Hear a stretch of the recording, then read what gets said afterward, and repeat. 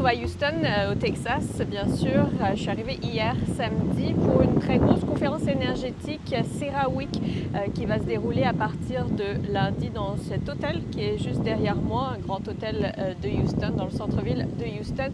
C'est une des plus grosses conférences énergétiques dans le monde. Ça s'appelle CERAWeek. C'est organisé par S&P Global et il y a 10 000 participants, beaucoup de PDG de pétrolières, beaucoup de personnes importantes de l'administration américaine aussi qui viennent ici.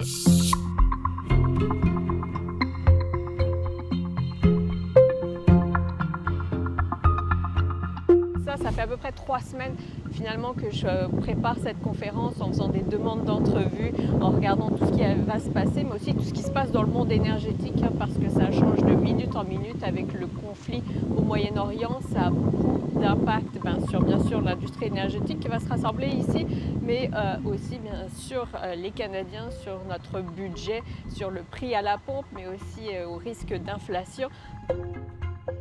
Aujourd'hui, dimanche, là, je me suis préparée, je suis allée faire quelques images au centre-ville aussi, voir les grands sièges sociaux des entreprises énergétiques. J'ai quelques productions à faire, télé, radio, toute la journée, mais le gros début, ça sera lundi. On est mardi et il est 7h30 du matin, heure de Houston. Et là, je m'en vais à la conférence. Il y a beaucoup de sessions aujourd'hui. Amérique latine, Détroit d'Ormuz, Asie, ça c'est tous des domaines qui nous intéressent. Alors, il va falloir faire un choix. Et beaucoup d'entrevues en cours, 7 entrevues là, qui ont été planifiées à l'avance. Alors, grâce à mon collègue Karl Bax, on va pouvoir se diviser la tâche et arriver à faire tout ça aujourd'hui.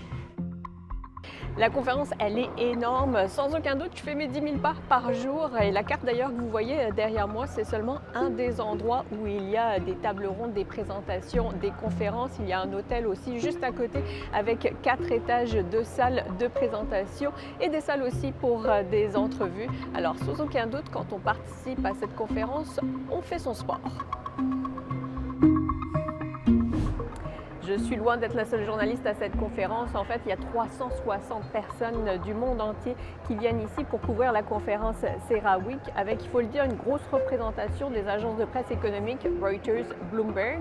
Alors, on a mis en place pour nous 3 salles de presse différentes où les gens peuvent travailler et écouter aussi les différentes tables rondes qui se déroulent toute la semaine. Après une quinzaine d'entrevues et des dizaines de tables rondes de présentations et de discours, la conférence CERAWeek se termine. Je repars avec plein d'idées en tête de sujets à couvrir en matière d'économie et d'énergie et j'espère avoir pu vous éclairer sur les grandes tendances de ce monde économique.